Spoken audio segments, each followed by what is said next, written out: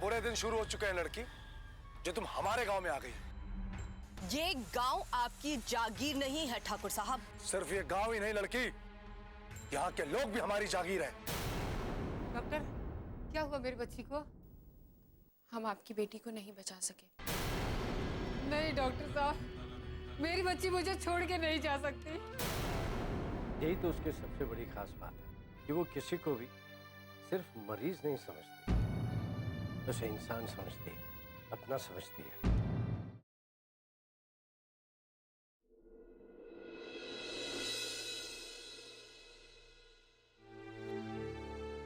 अरे आ गई तो।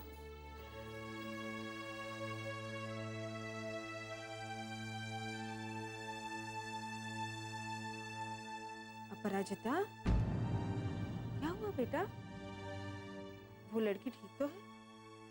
माँ, मैं उसे बचा नहीं पाई। हे भगवान, जिस बात का डर था वही हुआ। जब से तूने मुझे उसके बारे में बताया था ना, मुझे उसकी बड़ी चिंता हो रही थी। माँ, दुख की बात तो ये है कि आप और मैं तो पराये होकर भी उसके दुख की चिंता कर रहे थे, उसके लिए दुखी हो रहे थे, पर उसके अपने परिवार वालों को उसकी कोई चिंता नहीं थी। बेशर्मों की तरह पता नहीं कहाँ मुंह छुपाए घूम रहे हैं। अजीब समाज है ये भी, जिस लड़की को अपने घर बहू बनाकर लाते हैं, जिसके ऊपर अपने परिवार की सारी जिम्मेदारी सौंपते हैं, उसी को बेसहारा छोड़ देते हैं। माँ, आपको पता उसकी माँ कितना रो रही थी, क्योंकि अब उसे समझ आ गई थी कि उसको उसकी बेटी अब कभी नहीं मिल पाएगी। ना वो उससे बात कर सकेगी, ना वो उसे सुन सकेगी। जब वो हॉस्पिटल में आई थी तो वो बेहोश थी, बाद में कोमा में चली गई, और अब माँ वो कभी होश में नहीं आएगी। अपराजिता, देख अब तू दुखी मत हो। तू जितना कर सकती थी तूने पूरी कोशिश की ना, अब इससे ज्यादा तू कर भी क्या सकती थी? और शायद उसकी इतनी ही जिंदगी लिखी थी विधाता ने। नहीं माँ, उसे विधाता ने नहीं, उसे मारा उसके ससुराल वालों ने। उसे लावारिस की तरह हॉस्पिटल में छोड़ के चले गए। इतने निर्दयी लोग हैं। लड़की पराई है, दूसरे घर से आई है, अपना खून नहीं है, इसका मतलब ये तो नहीं कि उसके लिए उनके दिल में जरा भी दया ना हो। ये तो इंसानियत नहीं है माँ। देख बेटा, तू बिल्कुल सही कह रही है, लेकिन अब तू ये सब भूल जा। नहीं माँ, मैं ये सब बर्दाश्त नहीं कर सकती। मैंने पुलिस को बुलाया और सब कुछ सच सच बता दिया। तूने बहुत अच्छा किया बेटा, लेकिन ऐसे अपराधी एक नहीं हजारों हैं। कहाँ तक पुलिस पकड़ेगी उन्हें? थाने में जो नई सीनियर इंस्पेक्टर आई है वो बहुत ईमानदार है। ये लड़की है क्या? हाँ माँ, लड़की है। क्या नाम बताया था उसने अपना? अनु। अनु? आप रोइए मत, मैं बड़ी होकर पुलिस बनूंगी ना तो मैं सब ठीक कर दूंगी।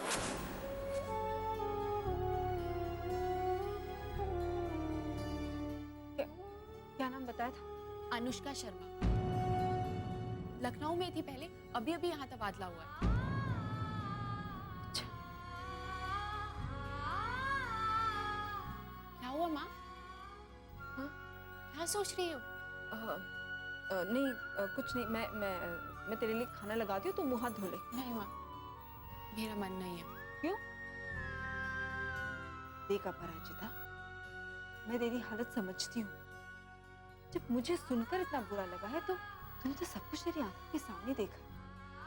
लेकिन बेटा, ऐसी कई हकीकतें आएंगी तेरे सामने, और उनके पीछे तू अपना खाना पीना तो नहीं छोड़ सकती। लेकिन माँ, मैं तेरे लिए खाना लगा रही हूँ, और वैसे भी खाली पेट सोना अच्छा नहीं। ठीक है माँ।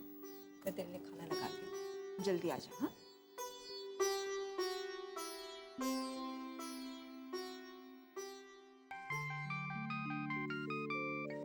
हाँ प्रियंका।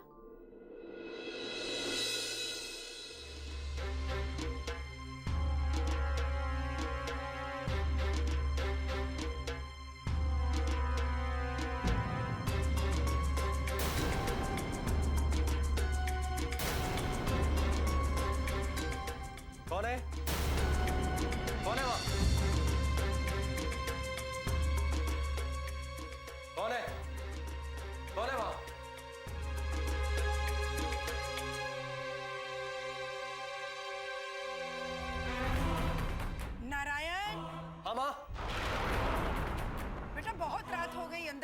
जाओ। आ रहा हूं माँ।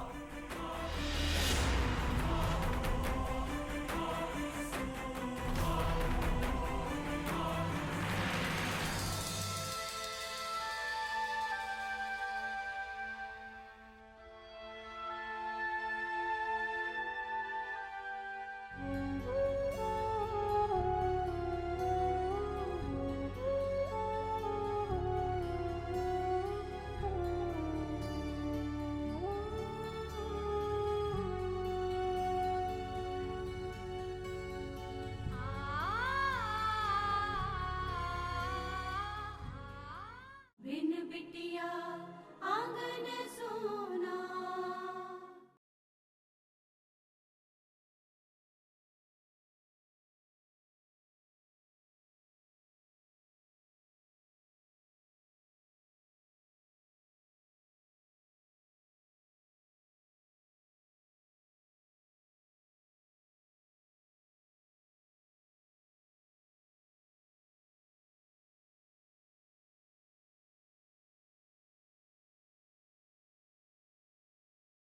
बिन बिटिया आंगन सोना।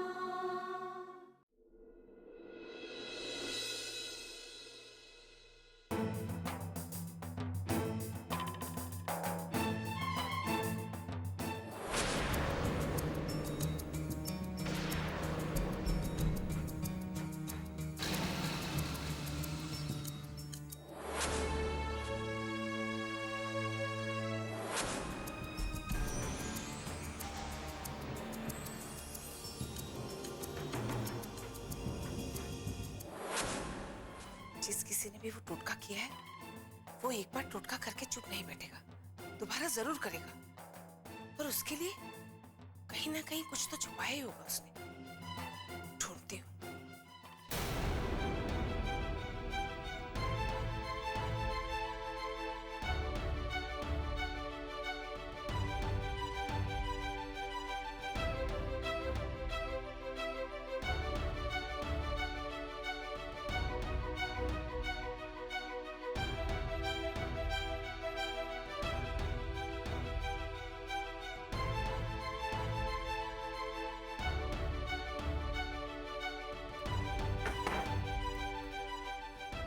ऐसे कैसे हो सकता है? टोटका करने वाला एक बार टोटका करके चुप नहीं बैठ सकता। कहीं ऐसा तो नहीं उसे पता लग गया हो कि मुझे शक हो गया है और कुछ समय के लिए टोटका रोक दिया हो? अगर ऐसी बात है ना, तो निश्चित ये किसी घर के आदमी का काम है। लेकिन कमरे में नहीं है तो कहाँ होगा? कहीं बाहर तो नहीं छुपाया? बाहर ढूंढती हूँ।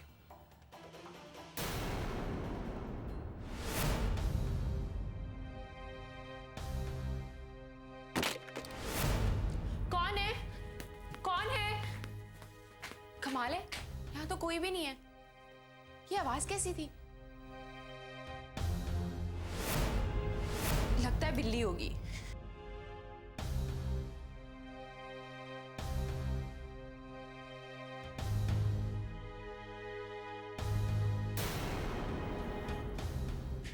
अपराजिता, ये यहाँ क्या कर रही है?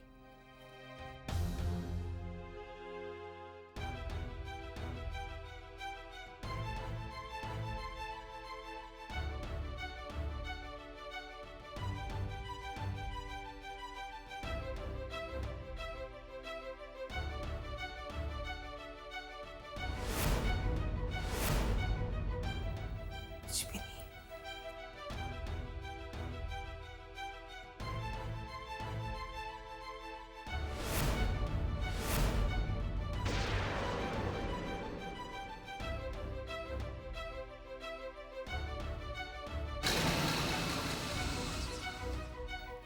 हे भगवान, जिस बात का मुझे शक था वही हुआ। ये सब अपराजिता कर रही है।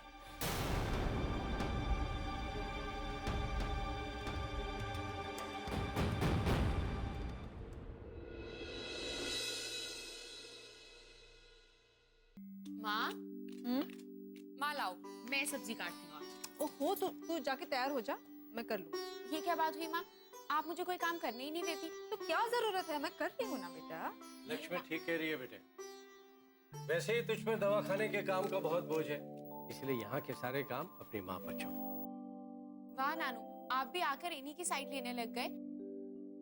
सुबह से शाम तक माँ इतना काम कर दिया, अगर मैं थोड़ी सी मदद कर दूंगी तो उसमें क्या हर्ज? दीजिए माँ। ये बात भी ठीक है बेटे। लक्ष्मी, ये सब्जियां इसे काट ले तो। कमाल करते हैं आप। अभी आप मेरी तरफ से बोल रहे थे, अभी इसकी तरफ से बोलने लगे। नानू आपकी तरफ से या मेरी तरफ से नहीं बोल रहे, नानू सही बात की तरफ से बोल रहे हैं। क्यों नानू? हाँ बिल्कुल सही कहा बेटे, लेकिन पहले लक्ष्मी ने जो बात की थी वो भी सही थी, इसीलिए मैं सही निर्णय पर पहुंच नहीं पा रहा हूँ। ओफो नानू, आप तो बात को कितना उलझा देते हैं। माँ लाइए। अरे तू क्या कर रही है, छोड़। ओह, वैसे भी अगर आपकी बात कोई प्यार से ना माने तो थोड़ी सी जबरदस्ती कर लेनी चाहिए। क्यों नानू? आप तो रहने दीजिए, आप तो फिर से उलझा दोगे। क्या बात है? किस बात पर इतनी हंसी आ रही है? नहीं कुछ नहीं, हंसने और मुस्कुराने की कोई वजह नहीं होती, बस मन खुश रहना चाहिए। कभी कभी तुम भी हंस लिया करो। मतलब क्या है आपका कहने का? मैं हंसती नहीं? हाँ, बरसों हो गए तुम्हारे चेहरे पर हंसी देखे हुए।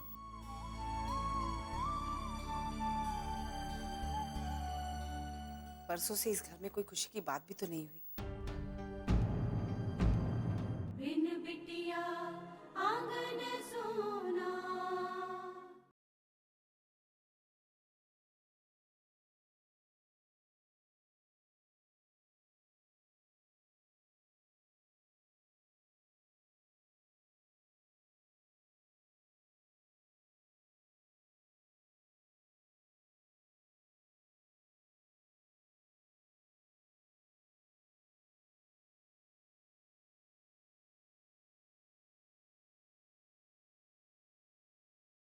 बिन बिटिया आंगन सोना। कभी कभी तुम भी हंस लिया करो। मतलब क्या है आपका कहने का? मैं हंसती नहीं? हाँ, बरसों हो गए तुम्हारे चेहरे पर हंसी देखे हुए।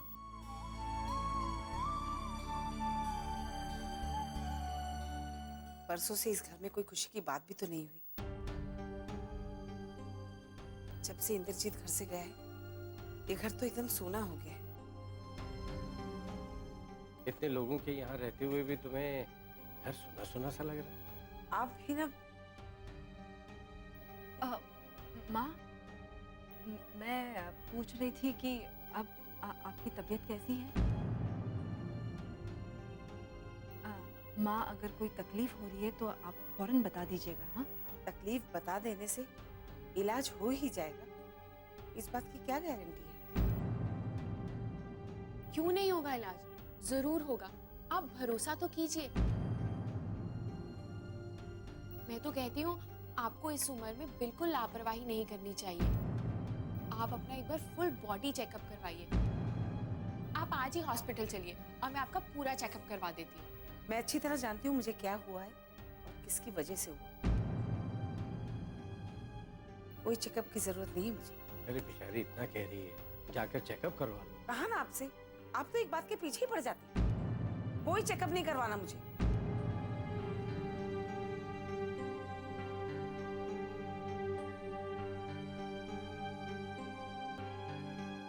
क्यों बेटा, तुझे अपनी नानी का बड़ा ख्याल है, अपने नाना की बिल्कुल फिक्र नहीं। ओफो नानू, ऐसा नहीं है। तो लेकर चल मुझे अपने दवाखाने में, मैं भी करवाऊंगा अपना चेकअप। अरे हाँ, दवाखाने से याद है कि बेटा तुझे दवाखाने नहीं जाना है? जाना है ना माँ? तो फिर जल्दी उठना, जा तैयार हो जा। पहले मैं सब्जी काट लूँ फिर जाती हूँ। अरे बाबा, ये मैं कर लूंगी। नहीं माँ, मैंने शुरू किया तो मैं ही खत्म करूंगी, आप कुछ और काम कीजिए। तू ना बड़ी जिद्दी हो गई है। बिल्कुल आपकी तरह। माँ क्या कर रही हो? नानू देखो ना क्या कर रही है। करने दो ना मुझे सब्जी।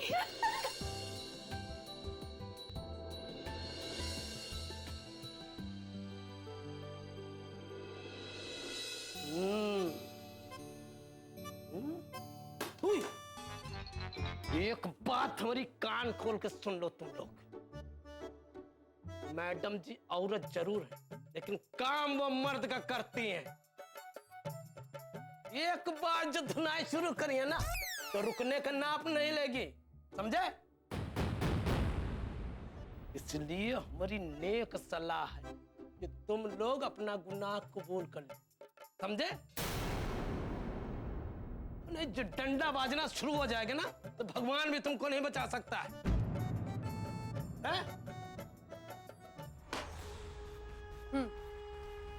तो क्या कह रहे थे तुम जनाब? तुमने कुछ नहीं किया, बिन्नो पहले से ही बीमार थी और इसीलिए मर गई, राइट?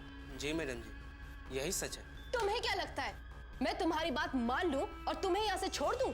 हम बेगुनाह हैं मैडम जी, हम लोगों ने ऐसा कुछ नहीं किया। आप हमें माफ कर दीजिए, मैं आपके सामने हाथ जोड़ता हूँ। कैसे इंसान हो तुम?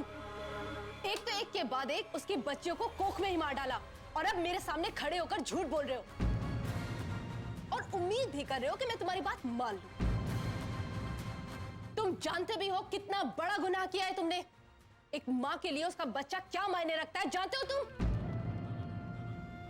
लड़का हो या लड़की, एक माँ के लिए उसका बच्चा दुनिया में सबसे प्यारा होता है। और बिन्नो के बच्चों को पैदा होने से पहले ही तुमने मार डाला। उसकी ममता का खून किया है तुमने। उसकी जिंदगी में बच्चे की किलकारियां गूंजने से पहले ही तुमने उन्हें हमेशा के लिए खामोश कर दिया। ये तुमने एक बार नहीं कई बार किया है। तुमने उन अजनबी बच्चियों का इतनी बार कत्ल किया है कि तुम्हें जिंदगी भर माफी नहीं मिलेगी, समझे तुम? लेकिन मैं सच कह रहा हूँ मैडम, ऐसा कुछ हुआ ही नहीं है। बेशरम इंसान, अब भी झूठ बोल रहा है, अब भी झूठ बोल रहा है। इतना सा मारा तो दुख होने लगा ना तुम्हें? इसको चोट लगी तो दर्द हुआ ना तुम्हें? ऐसे जाने कितने जख्म तुमने बिन्नो को दिए उसकी बच्चियों को मारकर। तब आंसू नहीं निकले तुम्हारे? हाँ, तब तुम्हारा दिल नहीं रोया? क्यों? क्योंकि वो तुम्हारी बेटी नहीं थी, बहू थी। पराए घर से आई थी, इस वजह से इतने जुल्म किए तुम लोगों ने उस पर, है ना? अगर आज उसकी जगह तुम्हारी अपनी बेटी होती और उसके साथ भी ये सब होता, तो क्या सहन कर पाती तुम? अरे मुझे तो शर्म आ रही है, एक औरत होके एक औरत के साथ इतना घिनौना काम कैसे किया तुमने? कैसे कैसे बच्चियों को कोख में ही मार के अपने ही वजूद को खत्म करने का फैसला कर पाई तुम? इस गुनाह के लिए मैं तो क्या, भगवान भी तुम्हें कभी माफ नहीं कर पाएंगे। सच कह रही मैडम, मुझसे बहुत बड़ी गलती होगी मैडम। हम दोनों ने बिन्नो के साथ बहुत अन्याय किया है मैडम जी। वो हमारी वजह से मरी। तुमने तो उसे उसी वक्त मार डाला था जब तुमने उसके बच्चों को इस दुनिया में आने से पहले ही खत्म कर दिया था। मैं तुम्हें छोड़ूंगी नहीं, इस गुनाह की ऐसी सजा दिलवाऊंगी कि लोग ऐसा गुनाह करने के बारे में सोचेंगे भी नहीं। बिन बिटिया आंगन सोना।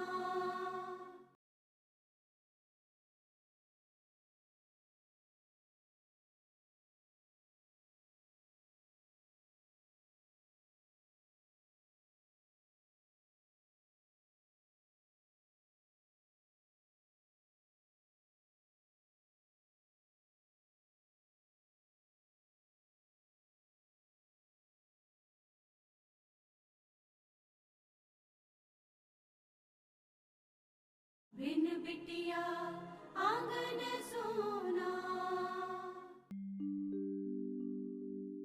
हाय। ओ हेलो, आप? आई एम सॉरी, बाद में आती हूँ। आइए ना। इट्स ओके, आप खा लीजिए, मैं बाद में आती हूँ। अरे नहीं नहीं प्लीज, मैं बाद में खा लूंगी। आप आइए, आप बैठिए ना। किसी खास काम से आई हैं आप? हाँ, मैं ये बताने के लिए आई थी कि वो लड़की, क्या नाम बताया था आपने उसका? बिन्नो। हाँ बिन्नो, उसके ससुराल वाले पकड़े गए। अरे वाह, ये तो आपने बहुत अच्छी खबर सुनाई है। हाँ, बस उनके खिलाफ एफआईआर दर्ज करने के लिए मुझे बिन्नो की मेडिकल रिपोर्ट चाहिए होगी। बिल्कुल, अभी मंगवा देती हूँ, रुकिए। हाँ वो बिन्नू की मेडिकल रिपोर्ट अंदर लेकर आओ जल्दी से, अभी आ जाएगी। मैं बाहर से ही फाइल ले लूंगी, आप अपना लंच कंटिन्यू करिए। अरे नहीं नहीं, वो अंदर ही फाइल लेकर आ रही है, आप बैठिए, लीजिए आप भी लंच कीजिए। नहीं नहीं, एक्चुअली मेरा अभी लंच टाइम नहीं हुआ है। अरे 2 बज गए हैं और आप कह रही हैं कि आपका लंच टाइम नहीं हुआ? एक्चुअली मेरी माँ मेरा लंच पे वेट कर रही है। अगर ये बात है तो मैं आपको फोर्स नहीं करूंगी, लेकिन मेरी माँ के हाथ के खाने को कोई मना नहीं करता। आप कुछ और नहीं तो खीर तो खा ही सकती है ना? ठीक है, लीजिए।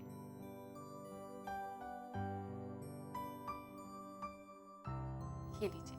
Thank you.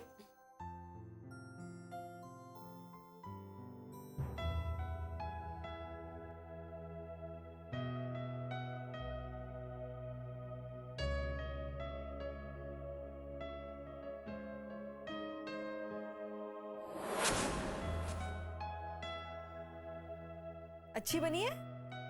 स्वाद अच्छा लगा तुझे? तेरे लिए खीर बनाई है, अच्छा लगा? माँ के हाथ की बनी हुई खीर। हाँ माँ, आपके जैसी खीर तो कोई बना ही नहीं सकता। अच्छा, तो ले और खा।